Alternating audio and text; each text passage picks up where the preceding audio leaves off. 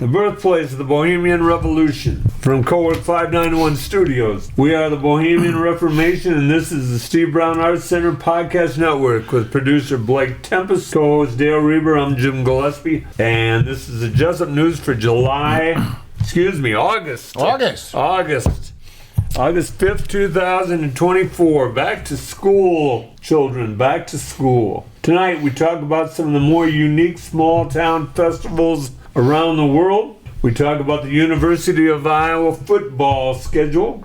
We discuss the start of the school year. Oh, is that coming? It's coming. We're not going. We discuss the Canadian drone over Paris. They're trying to the Canadians are trying to start an air war with the French. We talk about the Ali of our generation. We wrap up Watermelon Day. We have some Jesup news and special closing, perhaps. So Dale, let's talk about school a little bit. Okay. I went to school once. When my sister was sick, I took her place. So So about this time, most teachers are getting ready for school. Tell us how you began your school year. Okay, well, usually first week in August, more or less, I would start going up for several hours a day. And remember, the old building without air conditioned or anything, so you'd open the windows and try to get a breeze through. And as an elementary teacher, so the big thing is bulletin board. And sometimes you get a classroom that has lots of bulletin boards. And so I would go up there, and the office would be open because Mr. Sapp and whoever the secretary at that time would be there, starting to work. And so you could get supplies. And we had this big, it's like butcher paper in the big rolls. It was colored. And so I'd get that, and I'd cover the backs of all my bulletin boards, different colors and this sort of thing. And then I had all these patterns that Marilyn Smith, when she was a teacher aide up there my first year or two. Boy, they had some good. Joyce Donnelly was there, and Ida Evans, wonderful ladies that helped me a lot. But these patterns made border, and so I would trace this border out on construction paper, and then I'd sit there with my scissors, and I would cut all these little intricate patterns out. And sometimes you need like 25 feet or whatever to figure it out. And so I would trace it, and I would cut it out with scissors over a wastebasket, and I would just think about school and what I wanted to do and this and that. I had no idea who my students would be, but I would just cut out all that border, and then I would staple it up and get one done, and then I would get a different kind of border and trace that out and do a second bulletin board over several days, and just very calmly think about things. There's no rush, no hurry. And that's how I would get started. And then you would look at them and go, okay, what am I going to put on these things? Because they look really nice now. But you try to, you could put welcome to school, that kind of stuff. But you try to look at your curriculum and find some educational purpose for the bulletin board. Mr. Sapp was big on that. And so you try to find a rule of thumb for something you need to know in math, or an English rule, or encourage kids to read novels, or put book covers. I did that before. You get the paper covers off novels and put them up on the bulletin board. We're going to read these books this year, and that sort of thing. And so that's how I would get started the first couple of weeks, is just sitting up there by myself. Right. And then later on, a week before school, week to 2 weeks, a lot of teachers would be up there. So then you spend a lot of time talking about what you did all summer and that kind of stuff. So at least you had a little head start. And it's amazing to me that the first day of school, I still felt like I was behind, But that was a terrible feeling. So that's kind of how I started the school year. Is in August, we'll go up there and just get the room looking like I wanted it to look. Yeah. And it's a lot of pressure because those women teachers, a lot of them were artsy craftsy. They would do some fantastic things, and so I had to keep up. Oh, I understand. Or at least try to keep up, and so that's kind of how I started. Yeah. In August, waiting for the kids to come and just getting the room ready. That's pretty similar to how I began. I would go in the first full week, so if today is the 5th, so it would have been the 3rd is Monday. Yeah. I would have started on Monday, and I would go in from 8 to 12 the first 2 weeks, 8 to 12 those first 2 weeks. And I would get the bulletin boards ready, get my books out, get the kids' books out, get my lesson plans for the first semester, get my handouts already, and like you say, all the teachers are in and out, so Sure. you would talk to all the teachers, go down the office, and then, like you say, the first day would come, and I'm not ready. We can't, you know. And I'm sure there's not a teacher in the nation that would tell you they were ready. Yeah, and you would want the first day of school to be a real exciting, interesting day, but too much of it is just, okay, you sit here, okay, here's your math book, here's your English book, this sort of thing, passing out stuff, and collecting. The kids all had scissors. I learned very quickly my first year teaching, get the scissors.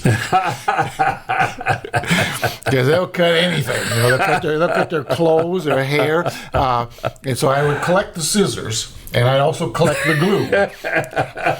And so and I taught my own art for several years there. And so when it was art time, then you would pass out the glue and pass out the scissors, and you pass it back in again, because if they had them in their desk, it was terrible. It was trouble. Yeah, it was just trouble. So collect the scissors and make sure they have their name on. Collect the glue and that sort of thing. And they always brought a box of Kleenex. You'd just collect the Kleenex and stack it on the shelf back there and just take one off at a time. Right. So everybody just using their own.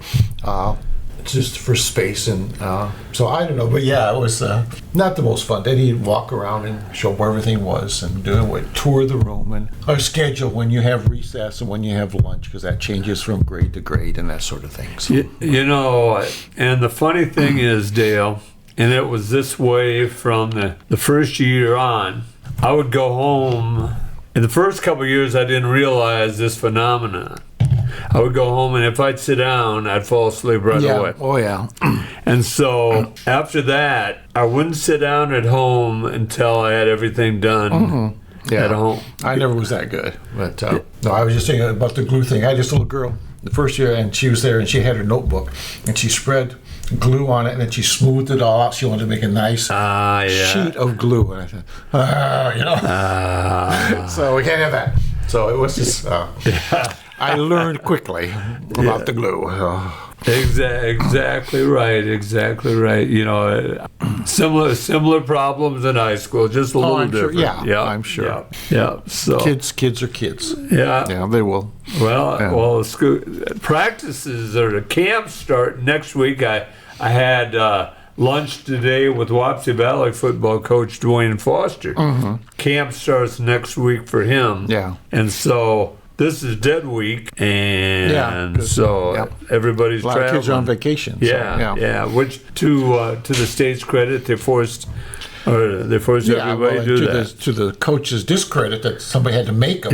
Give the kids a week off, 1 week in the year. So you're right. Everybody's competitive, aren't they? So it seem to be, And if somebody is working more than you are, you have to catch up, or you fall behind. You're behind. I mean, that's all there is to it. I agree completely, Dale. I was that damn coach for long enough to realize that. So, all right. Well, thank you. This is Steve Brown Arts Center Podcast Network. I'm Jim Gillespie with Dale Rueber, and we're coming off of Littleton Free Watermelon Day, and I thought, God, I've got to look up some of the more unique small town festivals. Okay. So I did that. This is by Julia Layton and Sarah Winkler. Most people have attended a county or state fair, walked through the livestock barns, snacked on tasty fried treats, had fun at the carnival rides, viewed the blue ribbon apple pie, the par for the course. There are actually things outside of those lines. Take the National Hollerin' Contest. Hosted by Eastern North Carolina town of Spivey Corner, population 49. Okay. A little bit of I think I've heard of this. That sounds familiar. This fair was established to revive the lost art of hollering. So instead of rooster crows, you hear the crows of contest competitors as you roam the festival ground. Or take Fruta, Colorado, Mike's the Headless Chicken Days. Okay. A festival founded in honor of a bizarre historical event. In 1945, a Fruta resident's chicken survived without a head for a full 18 months. Okay. Now, how could it do that? What better reason to host a festival? How could it do that? Well, did you ever butcher chickens when you were young? Yeah, but I saw them run around the hill and everything, but you can't go 18 months without eating something if its head was cut off. Well, I'm guessing I'm guessing the guy probably cut over top the brainstem is what I'm guessing. Oh, okay. I didn't see it or anything.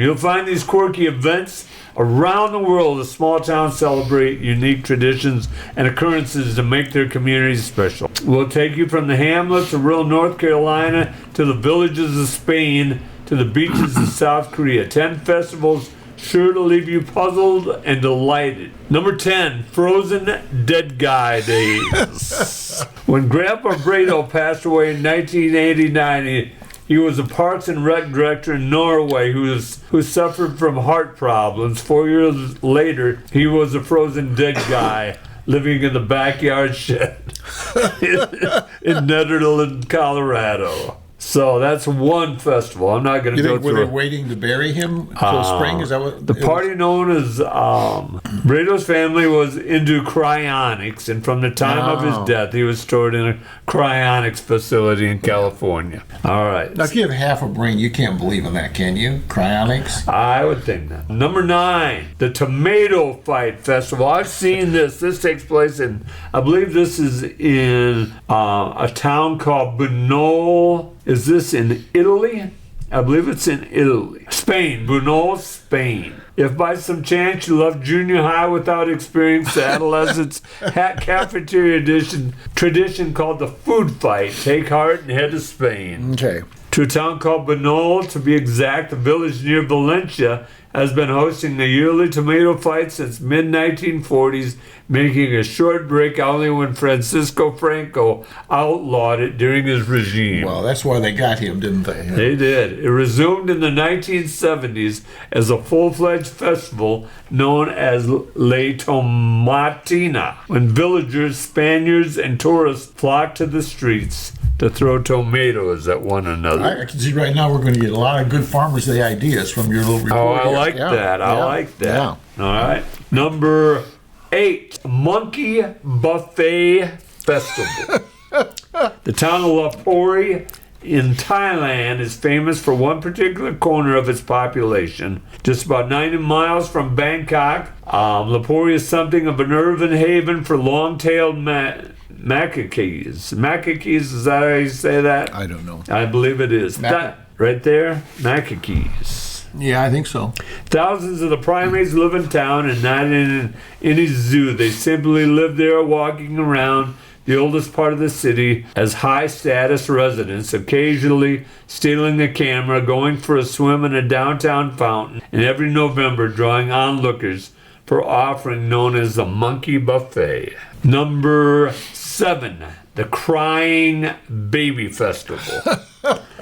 Remind me not to go to that one day. Yeah, that's the worst sound there is. For 4 centuries, sumo wrestlers in Japan have been making babies cry on purpose. The big bullies. Yes, it's called the Nakizumo Festival, literally translated as crying sumo. But it's the babies who are supposed to cry. Some call it cruel. Japanese tradition holds otherwise. Crying wards off evil spirits, and the babies who win the contest will be healthy, safe, and strong throughout their lives. Well, it would increase their lung strength, Yes. I think. Yes. Okay.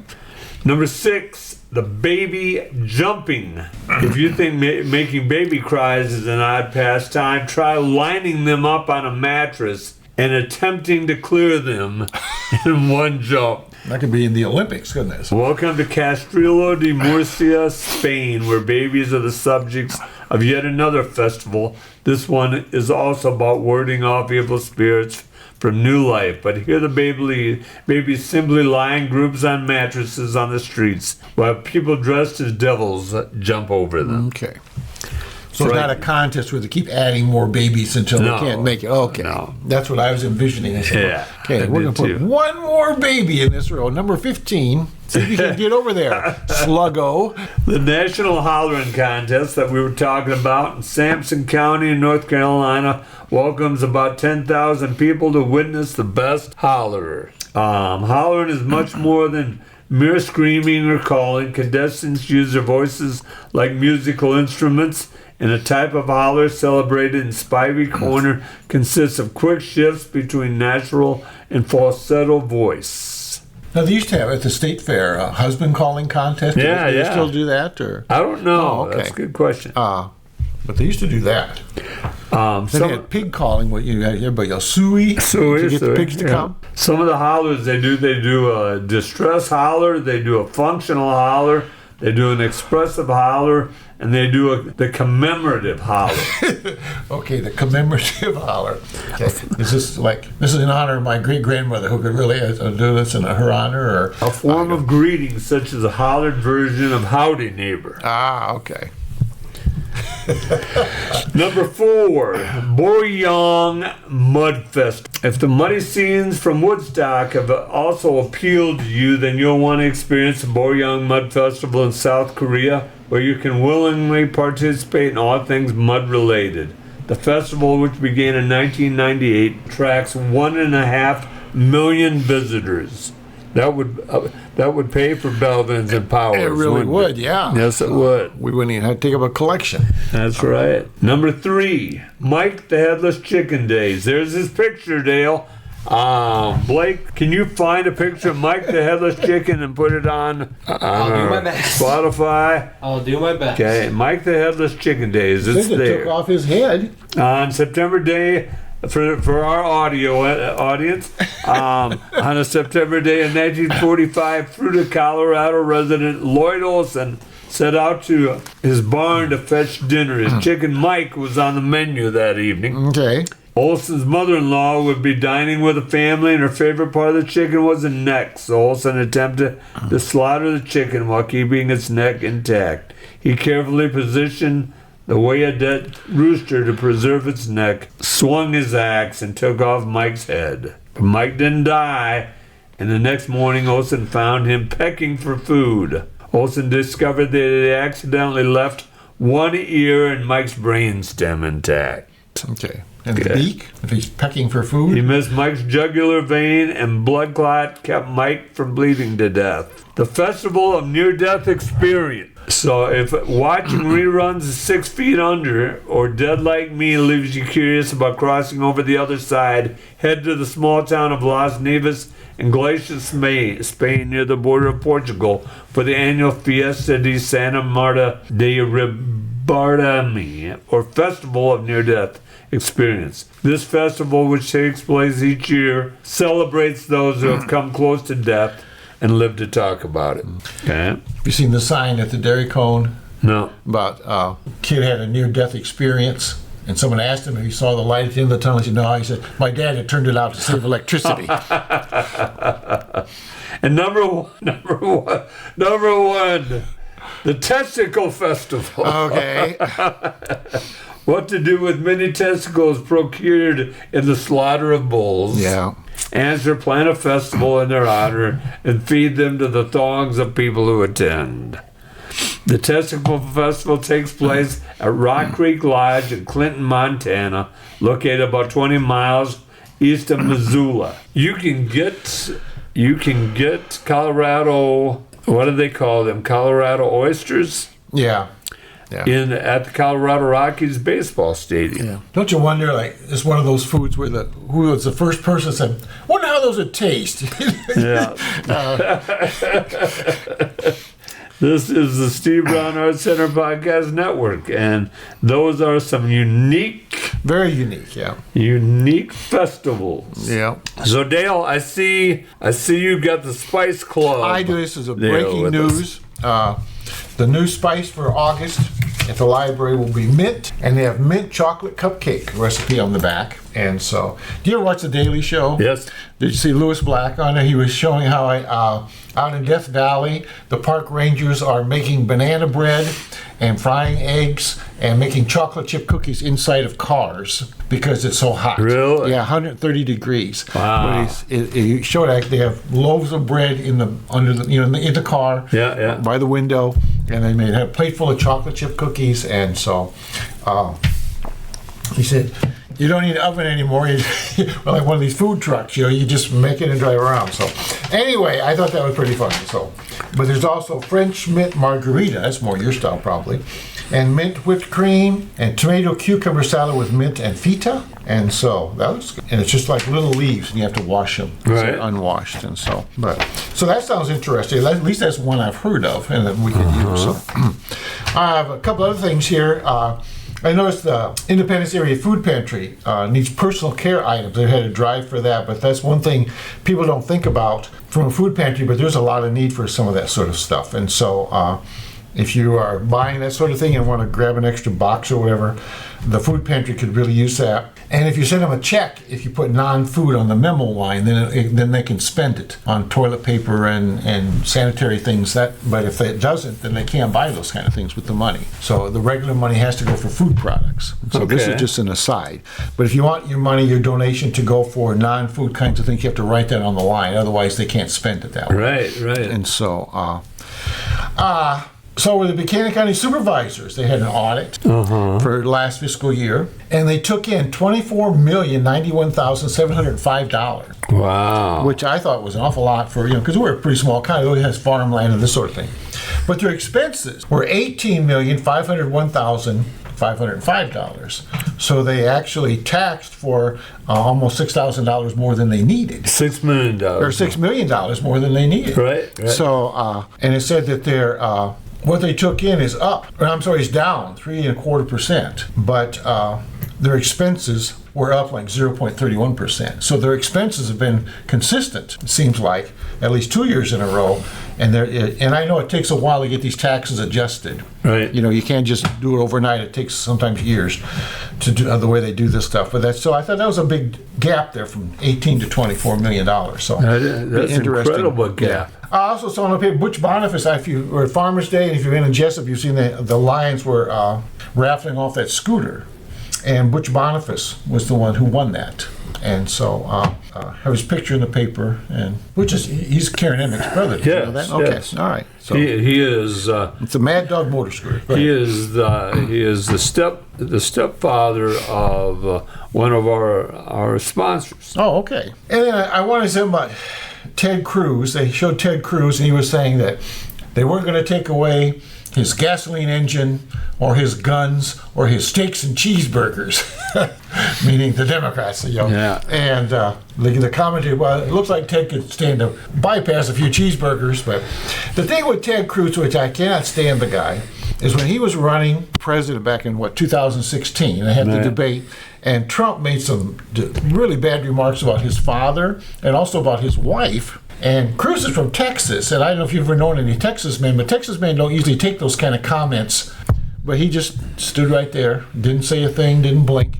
And then he, after Trump won the nomination, he's cozying up to him again. I said, I don't understand him as a man, especially a Texas man, that he would do that sort of thing. So, if you remember, when Texas was going through that power failure back during that ice storm. Oh, yeah. Ted Cruz put his family on an airplane and sent them to the Caribbean. Sure, yeah. So he was but he's not. He would never get my vote for president because I just think he's completely. I'm trying to think of the word I could call him that will get on the air, but never mind. So I don't know. I don't know if my walkers are listening or not, but. 3 ladies contacted me. They walk and they wanted to know something about Jesup history, so I took them on my little Jesup walk this morning. Oh, cool. And we met at 7 o'clock to get out of the, so that was early for me to get up.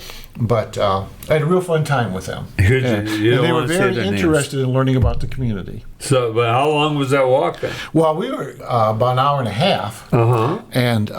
And then, you do the talking, and then I stopped by Alan Wright's house, and Alan's got a big chunk of the old school in front of his garage. Yeah. It says school on it, and so I took them there so they could see that, because they were asking questions about, I had a picture of the old school, but this will show them kind of what it looked like and how intricate and well-designed the thing was. I mean, it was really beautiful. And so we did stop there, so that took a little longer.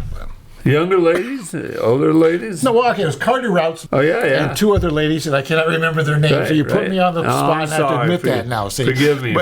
It was Lori Route. Oh, yeah, and 2 ladies that she walks with. Mm-hmm. And I know the one lady says her her child is dating one of the Feddersfield triplets. Oh, okay. I made a connection there. So. Yes. And I think one of Sean's kids is one of those triplets is buying a house, be right across from the Methodist Parsons on Holly Street, be west on my side of the street, west 5 or 6 houses, and so. Oh. It's I guess Alan Rice said it was an old school building when they used to have all these schools in the county, and Dr. Knipfer actually moved it there and had it made into a house.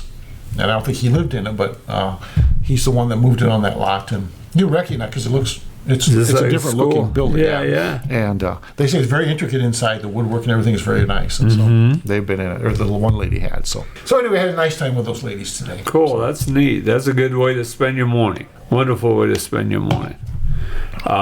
Anything else for us? No, I guess that's all I got today. I'm trying to get rid of my tickle throat. This is Steve Brown Arts Center Podcast Network. Dale, Iowa football is getting ready to start here. Again? Didn't they just play here last year? They did. Yeah. They did.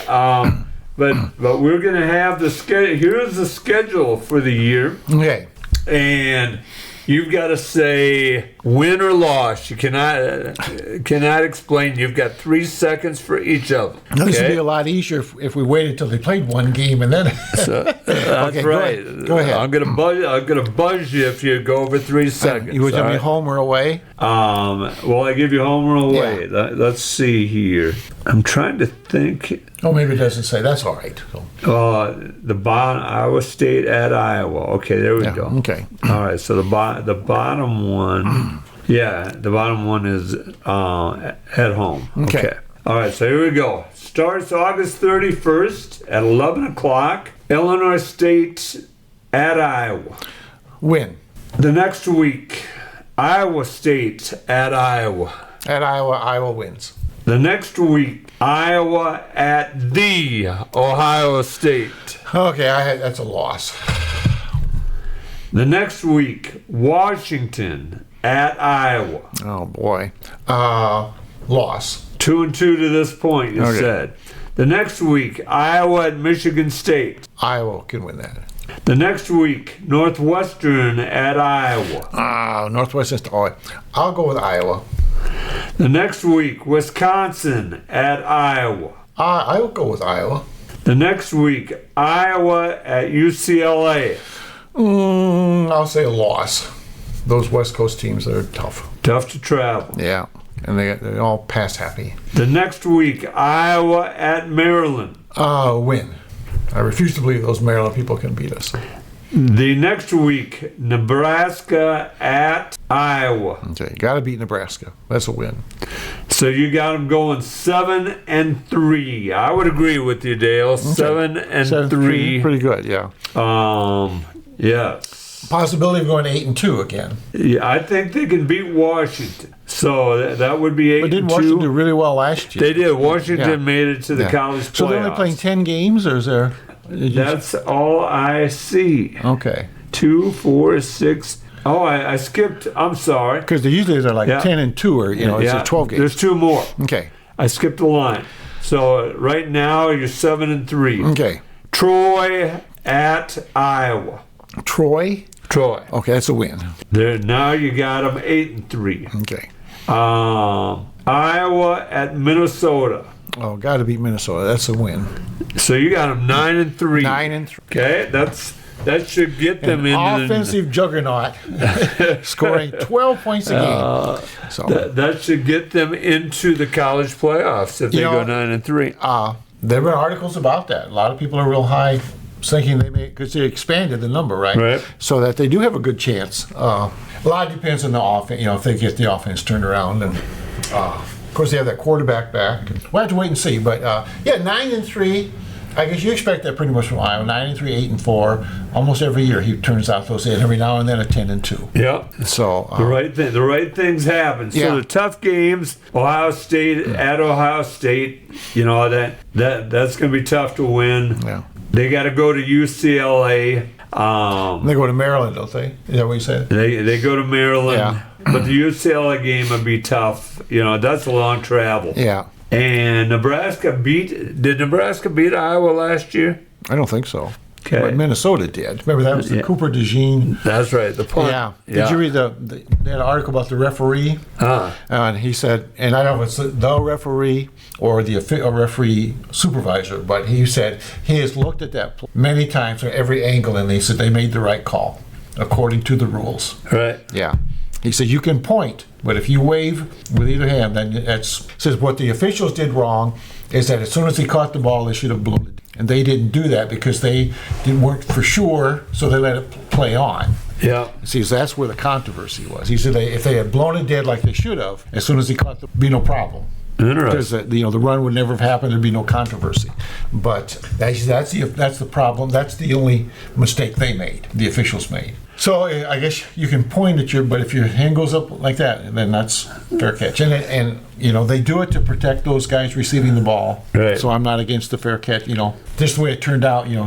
What a terrific run he made. Oh, yeah, would have won the was. game and they may have made, they would have, because Michigan hammered them either way, but I know. But, if you think about it, and if you could remember all of them over all the years, all the times that Iowa, you think has been screwed by a call, whether it's a right call or not, that's gotten them in basketball, football over the years. Oh, man, that's quite a list, Right. You remember that Jim Bain call? He was a basketball referee. The guy got death threats. I mean, that was just a real controversial that was thing. terrible. Yeah. Yeah. And, I never get that excited about sports. No. Or I'm going to kill somebody. But, No. no, there's been some calls. You go, oh man, if that hadn't happened. Yeah, I always told my players, the referee's not going to beat us. So we got to learn how to play the game that they're calling. Sure, yeah. And play their game. I think that was wise coaching on their part because the officials are the officials. Yeah. And Yeah. And I umpired one summer, and I started with a strike zone about this big. And by the end of the summer, my strike zone was this big, and everybody was happy. yeah. When it was that big, nobody was happy. Yeah. So it's a tough job. Yeah, it is. It is. And I'm amazed when I watch Major League Baseball games and they have the little box there, how good those umpires are. Oh, they're just consistent. a hair, and they call it. They call it right most of the time. I mean, they miss some every now and then, but it's just amazing to me because I don't know. I've umpired like little kids games, Yeah. and it's hard to see the plate, and especially when everybody's a little bit different in height and everything. But that's hard to see where that ball actually goes over the plate. You have to just kind of judge and go from there. And if that's what the Major League umpires are doing, they're doing a fantastic job. So I've got to tell you how life goes around. I was playing in a game. A guy hit a ball. I was playing the outfield. A guy hit a ball. The umpire was behind the second baseman. The ball bounced inside the park, bounced over the fence. The umpire saw it as a home run. yeah, We lost the argument. Yeah. Lost the game. yeah. Well, I was umpiring a game. I was behind the second base. Ball bounced inside the park over the fence. I saw it as a home run. Yeah. So it all goes around. Oh, sure. This is T Brown Arts Center Podcast Network, and I've got a neat story, and we'll go back to Watermelon Days a little bit later. But I got a neat story from you talked about Butch Boniface, from the stepdaughter of Butch Boniface, Andy Mart Boniface is her name. Yeah. And she volunteered out at Watermelon Days. Oh, for us. okay. And many volunteers, and we're going to talk about those volunteers later. But Andy sent me a neat story, and I asked her if I could share this story. We had John Kittner give the mule rides, and so there's a great story that has to do with that. There was a number more of Amish came to the Watermelon Festival this year, and Andy sent me this text. I talked with an Amish gal at Watermelon Days that is my oldest son's age. She had 5 kids in tow and a baby. I chatted with her and the kids and saw that all the kids were barefoot. Some people would make a judgment. I thought, I want to be barefooted too, so I took off my shoes. I haven't felt that kind of comfortable peace in a long time. It's the little things that feed the soul. Yeah. And I thought that was neat. Great story. She also sent this story. those of you that may had me when I taught middle school social studies, I had my middle school students read a real easy read by the author of Jonathan Livingston Seagull. Okay. It's called Illusions. Mm-hmm. I've read the Jonathan Livingston Seagull. I've not read the other one. Illusions easier to read. Jonathan Livingston Seagull. I never enjoyed it. Yeah. Here's another amazing story. I had Andy's class read Illusions. Here's another amusing Andy story. My best friend in Kansas sent me a message earlier asking me if I've read the book Illusion. I told her that I gave her that book. She tried to call my bluff, but sure enough, it said Waterloo Library. Yeah. Obviously, I never returned it to the library 30 years ago. I wonder what my late fee is. Yeah. Yeah. You got to watch out for that. So. Yeah, unfortunately, you put the book in the wrong spot in your house, and all of a sudden you discover it. Well, you wonder, like, over the years, how many times you've moved and packed that book and took it with you to the new house. Yeah. I mean, when I was on the library board, we had somebody check out a bunch of movie tapes. They were at the time, movies and books, and they never returned them, and they left. And so we left the state, and so we put out a warrant on them. Really? Yeah, because it's it was a couple $100 worth of stuff. I mean, it was. Oh, really? Yeah, it was. But anyway, this person was picked up for a speeding or something, and they ran her license and found out she had a warrant from Iowa. So they put her in jail, and so she had to get a hold of her mother and get her mother to come down to the library and see how much the fine was and get all this stuff done. I had no idea, but that made the national news. Oh, I remember that now. Yeah, Overdue library book, and we're all going, oh, geez, Yeah. It was just a matter of course kind of thing, just did it, and so we got to return your library books. Yes. All right. Well, those are some neat stories from Andy, and that's a neat story. Do you remember what the little Boniface girl name was? Be Butch's daughter? Because one of the first years I was up here, I had a little Boniface girl. Melissa? Was Melissa, I bet. Yeah. Yep. Okay. I was in second grade. She was in my class. So nice little girl. She was always short. Yeah, it was much short. Yeah. She was. Yeah. But hi to Andy, hi to Melissa if you're listening. So the next story is an Olympic story. What have you been watching Olympics, Dale? Well, my wife controls the Olympic channels, and so we watch a lot of women's gymnastics and men's gymnastics too. She likes that, and we've seen some of the basketball and swimming. I've been a lot of swimming lately, so we've been watching it. So mainly gymnastics and swimming for the most part. Okay. Who is the star in your mind of the Olympics right now? Well, Simone Biles. Right. Has done really well with gymnastic, and that whole group has done really, really well. And it'll be interesting that girl from Australia, there's two swimmers from Australia that are really, really good. And they finished first and second in some event I saw. Yeah. And so, and Ledecky, I think, was a distant third. But they said Ledecky swam prelim or whatever, 1500, and finished really, really well. Had the fastest time of anyone, and so they're hoping that maybe in the longer races she will do better. But I don't know. Did you see the Australian athlete? And I don't know when she said this. It was on Australian television about how sick and tired she was of hearing the national anthem played and "Go US" or USA and this sort of thing.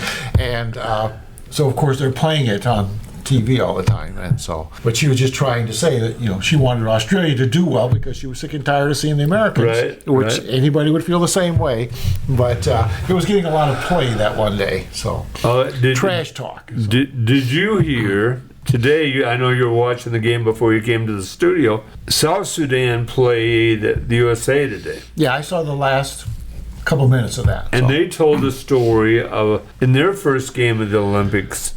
They played Sudan's national anthem by accident. Okay, I'm sorry now. Oh, instead of South? Yeah. Oh, I didn't realize there were two countries here. Yeah. Okay. Oh, I see. South Sudan's the youngest country in the world. It came to be the Civil War ended back in something like 11 or 12. Okay. And the country was born like 10 years ago. It's the Okay. youngest country in the world. Okay. And they played the wrong national anthem for And they them. played the wrong national anthem. They took that personal, and to South Sudan's credit, they won their first game. Yeah. They're in the same pool as the USA and Serbia. I'm not sure if it's Germany or not. I can't remember the fourth one. But we were talking before we went on the air, and the reason I asked you, you said Simone Biles, and I would argue she's in running as one of the special athletes of the U.S. Well, especially after what happened in the last Olympics, where yeah. she had to drop out, and so to have the courage and to get the help she needed and be able to come back and perform at that high level, that's extraordinary. She they were talking today if she had the ability. The Olympics I think they're in Los Angeles in 4 years. Mm-hmm. I think you're right. And she would be 31. Yeah. And she would undoubtedly be the flag bearer that happened. Mm-hmm. You'd have to argue who else would deserve it, Sure. as special as she is. She's incredible. What an athlete. Yeah, just unbelievable. Do you know who the flag bearers were this year? LeBron James and the tennis player that just got beat. Yes. What's her name? Oh, I can't remember either. But You were bluffing, weren't you?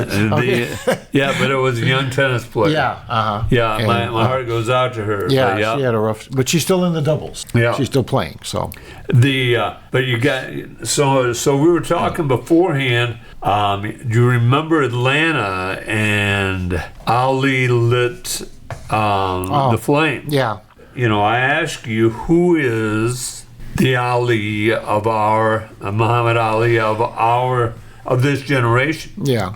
Is it Simone Biles? Is it LeBron James? Yeah. LeBron. But Well, how about someone like Michael Phelps, who's won all those medals over several years? But have they done politically what Ali I see. did? Okay, you're getting more. Okay. You go Yeah. back during that time. You had Ali with James Brown. You had Ali with Bill Russell, Kareem Abdul-Jabbar. Sure. Who is They use their fame in a political way, Right. in a social way. Not, yeah. right? Okay, I see. Who is that?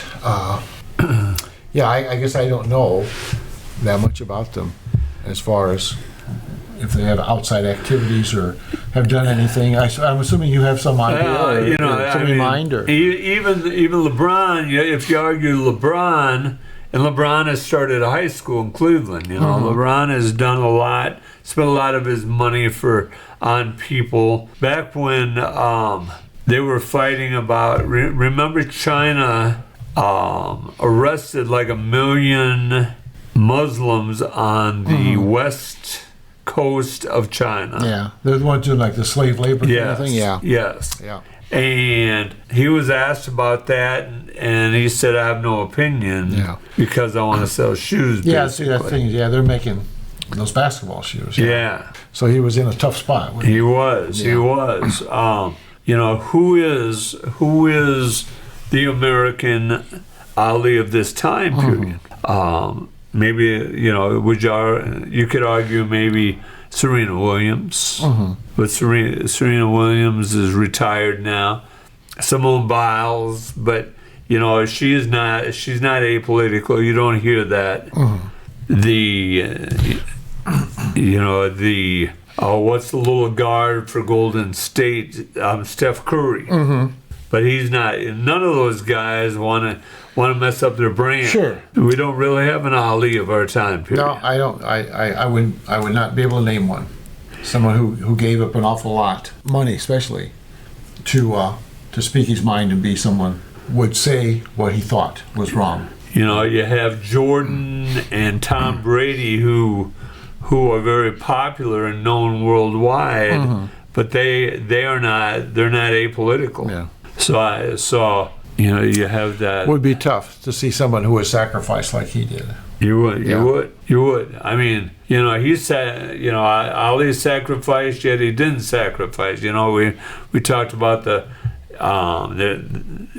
were a number of people that were drafted and went to war. Yeah, but Ali would have been, special services.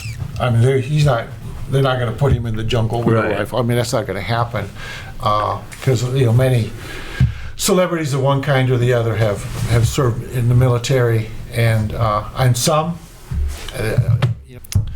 Ted Williams, he flew fighter jets and flew combat missions, and Jimmy Stewart flew bombing missions, and there are people who refuse that role of just coming and shaking hands with people, but they wanted actually to get involved with the conflict, and they risked their life. And so there are people like that. And so, but Ali had a real sincere religious belief too, that it wasn't just for that. I mean, he kept that his whole life, as far as I know. Yeah. It wasn't just to get out of the draft or anything, but it would have been easy for him just to say, "Yeah, I'll go." And maybe he couldn't have passed the physical. They used to get after Mickey Mantle because he never served, but they say he can't pass the physical because his knee is so bad. Yeah. He couldn't pass the physical, but yet here's this young man hitting home runs and running around the outfield and this sort of thing. Looks great, but he had a physical problem that kept him out of the Army.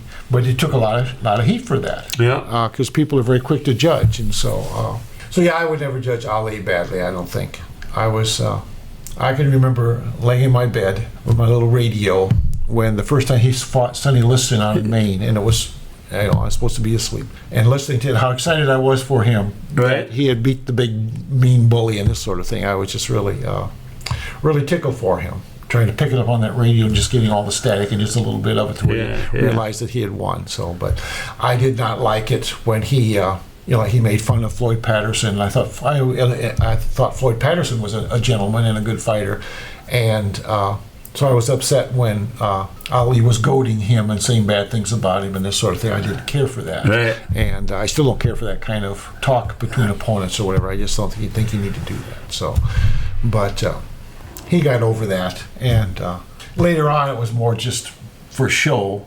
You felt he was just putting on an act rather than being sincere. But at the time he was messing with Patterson, I really felt that he was just mean, and so. That's what they believed. Joe. He went through that with Joe Frazier too. Yeah. Mm-hmm. Joe. He said he called Joe Frazier some names that Joe Frazier took pretty hard beating and beating. Yeah. Sure. Yeah.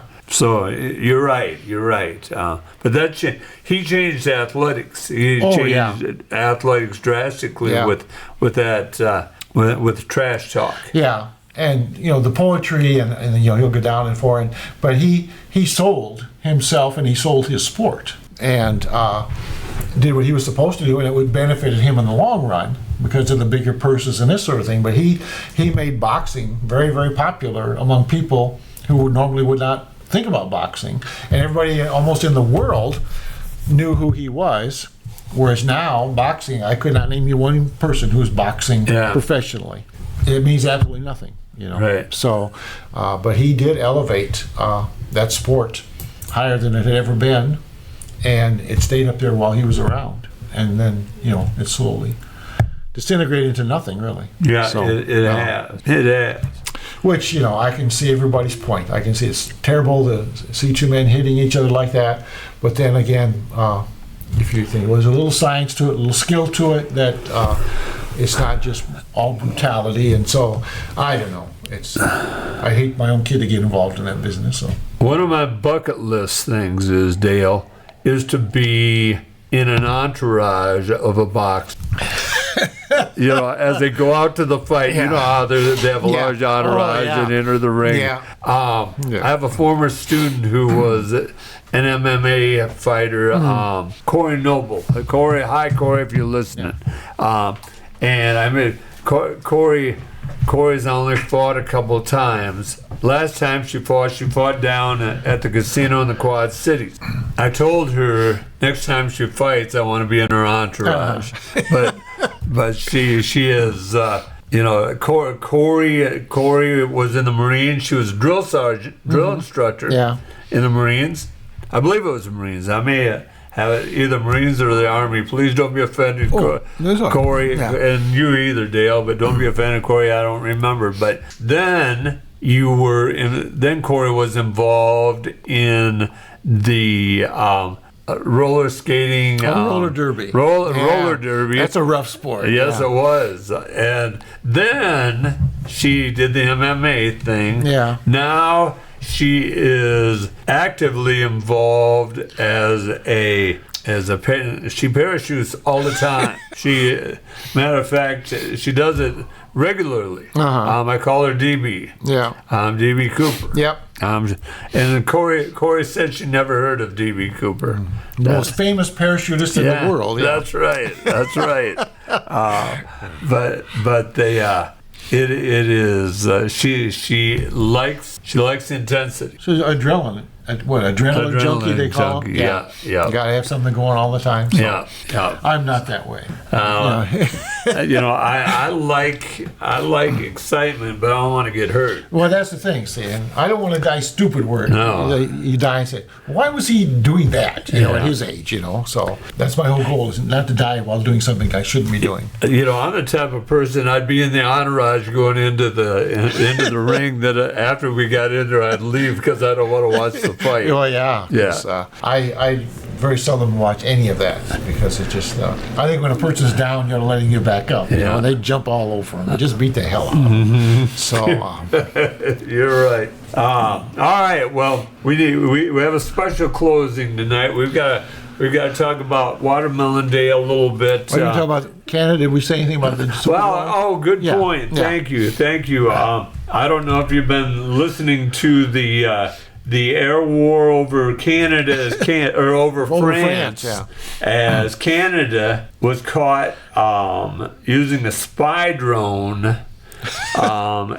I believe they were spying on Argentina, the Canadian soccer team, Canadian women's soccer team. Here's the story. Canada's appeal against their soccer team's point deduction at the Paris Games amid a drone scandal was dismissed by the Court of Arbitrations for Sports, the CAS said on Wednesday. The CAS said its panel of 3 judges dismissed Canada's appeal and confirmed the 6-point deduction imposed Saturday by FIFA.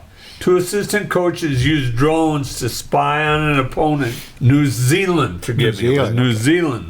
practiced last week before their opening game. Canada was docked 6 points, while coach Bev Priestman and officials Joseph Lombardi and Jasmine Mander were banned from any soccer-related activity for 1 year by FIFA. After New Zealand complained that Canadian staff flew drones, plural, drones, over their training session before their opening match. The application filed by the Canadian Olympic Committee and Canada Soccer in relation to the 6-point deduction imposed on the Canadian women's soccer team for the football tournament at the Olympic Games Paris 2024 has been dismissed. The urgent verdict came less than 8 hours before defending Olympic champion Canada plays Colombia in Nice in final round games in Group A. Canada stays in 3rd in the standings with 0 points despite winning both of its games against New Zealand and France. Canada can still advance to the quarterfinals with a win on Wednesday. I don't know. So they would have played today. Yeah, Blake, look that up. See if Canada beats New Zealand. It would be Canada again. Let's see, winning both its games against New Zealand, France. Canada still advanced quarterfinals with a win on Wednesday. Doesn't tell. See if Canada won today. The women's football team or soccer team. Yeah. Head coach Bev Priestman and her 2 assistants were banned by FIFA for 1 year after being removed from the Olympics by the Canadian officials. FIFA is the biggest criminals in the world, and they're banning these people. Yeah. Yes. They win. They won. 1-0. Who'd they beat? 1-0. Wow. So can't they won not cheating. Wow. All right, that's quite interesting. I might be a Canada fan for the rest of the. Well, you're talking about national anthems, playing the wrong national anthem. Well, Canada is "Oh Canada" right away. You got the right one. See, that's the only one I know of where you hear those first 2 words. Okay, right. you don't hear that, you get the wrong one going. So that would be really embarrassing, though. To get caught cheating like that? Yeah, but also to play the wrong Oh, national to anthem. play the wrong national anthem, yeah. If that was your job. Oh, yeah. But you see, these guys will never win anything. But there's way over here. So yeah. Did you hear the story of South Sudan? Well, just what you told me earlier, I haven't. But I mean the basketball team. Oh no. Luol Deng was an NBA player. He was from Sudan. Mm-hmm. He was a refugee that moved to London. He was sent to London with his family. Well, Luol Deng has spent his own money to start South Sudan basketball. Up to this point, there was never an indoor arena in South Sudan. Oh wow! To play basketball, you mean? To play basketball, they're building it right now. He's spending his own money to do that. He pays for the hotels. He pays for the doctor on the team, the trainer on the team, the coaches. He pays for everything. Well, good for him. Tragically, here we are. The U.S. is, probably the wealthiest country in the world. Kazakhstan. Let me give you this example. If you win a gold medal and you're from Kazakhstan, you get a 3-bedroom apartment in Kazakhstan. Yeah. If you get a silver, you get a 2-bedroom apartment. If you win a bronze, a 1-bedroom apartment. If you're from the U.S. and you get a gold medal, you get $30,000. Silver 20 and a bronze 10. And where's that money come from? Is that I believe the U.S. Olympic Committee. Yeah. Okay. So TV rights and all that stuff would go in that pot, kind of. Well, sort of. Yeah. Sort of. The U.S. Olympic Committee, whatever our cut is. Yeah. Well, they would be selling the rights, though, like to NBC, to televise. No, the Olympic Committee. The Olympic Committee. Yeah. Okay, and they would get a chunk of that then, probably. I would guess so. Okay. I would guess so. Because those are billion-dollar deals. Oh, they are. Those big TV things. So. But a lot of countries finance their athletes. Our country doesn't finance their athletes. Yeah. And they were talking today, the only way we're going to finance our athletes if we don't win. We keep winning. We don't have to finance our athletes. No, back when, it was Nadia Comaneci, all those gymnasts in Romania, they had stories about the communist countries. They wanted so desperately to win that they had schools for kids, and they would look for kids that have exceptional talent. They would move them to a better school, and even, where they'd be in another city away from their parents. Right. Only get to see their parents, on Christmas and that sort of thing. That they... that was so important to them that they would actually scout for kids, and then they would pay all their expenses and all their training because they wanted to win medals for the country. Yes. And there was Bulgaria had all those hammer throwers and weightlifters that they thought, these got to be men dressed as women. They were taking shots or something because they had great big, muscular people on the women's team, and that was a huge scandal for years that they couldn't get straightened out. Well, the Chinese swimming team, of 32 members of the Chinese swimming team, 31 of them were tested positive for a banned substance. Yeah. Well, and another number, and this is unrelated, but you talk about the NBA. I thought I heard them say 62 NBA players playing in the Olympics that aren't on the American team, that are from other countries. It could be that many? There could be. Yeah, okay. Yeah. I thought that's what the number they said, 62. I had not realized there were that many. Right. But, you look at what the Dream Team did, the Barkley and Michael Jordan, Larry Bird and Stockton and Karl Malone, that group that was so special back in '92, the first NBA team to go with Leitner.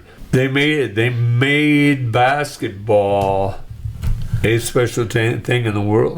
The best players in the NBA right now are European players. Because the first 2 draft picks this year, right, were from some other country? I believe so. Yeah. France was one. I think maybe both of them are from France. Yeah. It's a worldwide sport. It is.